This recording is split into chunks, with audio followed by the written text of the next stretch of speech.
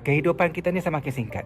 Umur kita semakin singkat. Kehidupan dan masa yang kita miliki semakin singkat. Maka gunakanlah baki usia kita yang ada untuk buat benda kita happy, menikmati kehidupan, buat baik pada orang lain, bina memori-memori indah. Sebab umur kita semakin bertambah, umur kita semakin singkat dan kita tak tahu berapa masa yang kita ada. Nikmatilah kehidupan, buatlah perkara yang kita suka, abaikanlah benda-benda toksik, benda-benda negatif, benda yang menyakitkan kita. Nikmatilah kehidupan ni sebab kita tak tahu besok, lusa, minggu depan, tahun depan kita ada lagi ataupun tak ada dekat dunia ni. Kan?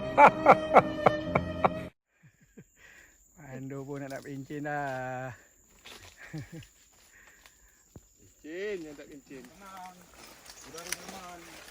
Berapa aja ni bawa pergi Batam ni? Oh, patung burung garuda tu dia ni. Lucu. Lucu mana? Apa tu? Kita jadi pergi gaung. Anak dia kawan tu dah. Dia orang dah. Rambut. Apa aku ingat kalau aku